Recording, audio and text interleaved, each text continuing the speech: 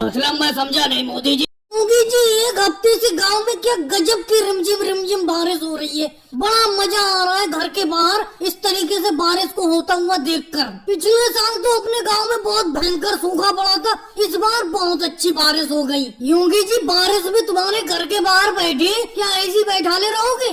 क्या कहना चाह रहे हो? ऐसी बैठाले रहोगे? बैठे ही हो तुम तो।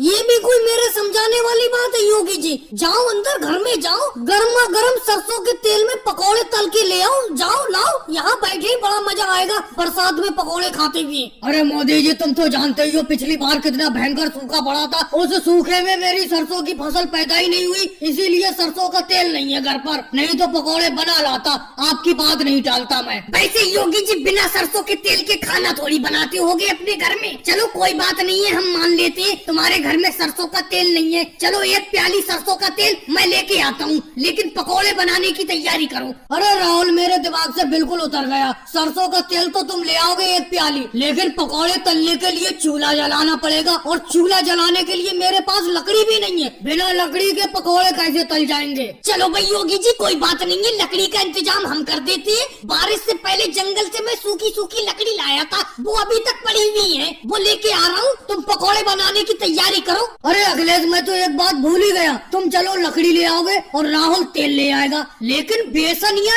आटा भी तो नहीं है जिससे पकौड़े तैयार होंगे। चलो इस बात की टेंशन मत लो योगी जी, अमित शाह जी की दुकान से मैं बेसन खरीद के ले आता हूँ। तुम पकौड़े बनाने की तैयारी करो, अंदर जाओ अपने घर में। चलो भाई, कोई बात नहीं है, पकौड़ा बनाने की तैयारी करते। जहाँ सारा सामान तुम लोगों ने जो कहा है लेके आओ। राहुल, तुम सरसों का तेल लाओ, अखिलेश तुम लकड़ी लाओ, और केजरीवाल जी जाओ बेसन लेके आओ। अरे एक चीज और भूल गया, कल ही घर में नमक और मिर्ची खत्म हुई है। नमक मिर्ची के बगैर पकौड़े कैसे बनेंगे? अरे मैं तो समझ ही रहा था मेरा नंबर आने वाला है। जाओ तुम तैयारी करो भाई, हम भी नमक मिर्ची ले आते हैं अपने घर से। जब मोदी जी ने कह दी कि बरसात में पकौड़े खाना है तो खाना है, चाहे कुछ करना पड़े उसके लिए। लालू जी, सवारी कोई कम है? सवारी बहुत ज्यादा है रिक्शे पर। जैसे नहीं खींच रहा है, थोड़ा सा तो जोर लगा दो।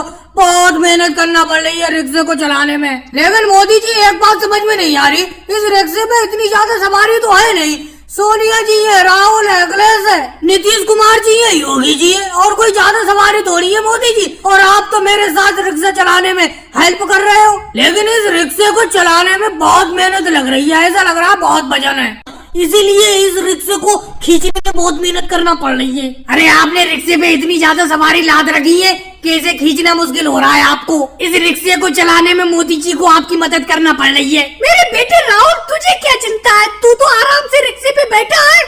चल घर चल के तुझे नारियल पानी पिलाऊंगी। ये देख, एक नारियल खरीदा है मैंने तेरे लिए। लेकिन लालू जी, आप बिल्कुल सही कह रहे हो, इस रिक्शे को चलाने में मेहनत तो बहुत ज्यादा लगाना पड़ रही है अपना लोगों को। ऐसा लग रहा है इस रिक्शे पे कम से कम 50 किलो वजन और रख दिया हूँ। अब मोदी जी को और लालू जी को क्या पता, चुपके से मैं इनके रिक्शे पर पीछे लटका हुआ हूँ, तभी तो ये इस रिक्शे को सही तरीके से खींच नहीं पा रहे हैं। क्या बताऊँ, इन्होंने मुझे रिक्शे पर बैठाने से मना कर दिया, मैं तो चुपके से इनके रिक्शे पर लटक गया। लालू जी, रिक्शे को तेजी से चलाओ, तेजी से, मुझे जल्द से जल्द घर पहुँचना है। लेकिन लालू जी, क्या बताया जाए, कहीं आपका ये रिक्शा पंचर तो नहीं हो गया, क्योंकि इस रिक्शे को चलाने में इतनी ज्यादा मेहनत करना पड़ रही है। मोदी जी, आप भी बेफालतू की बात कर रहे हो।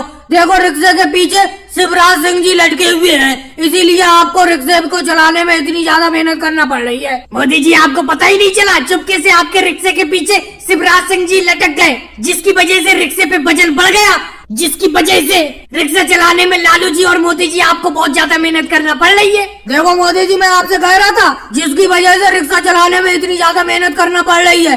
देखो, पीछे शिवराज सिंह जी लटके हुए हैं, बस अड्डे पर पहुंचने दो, शिवराज सिंह जी से डबल भाड़ा वसूलूंगा।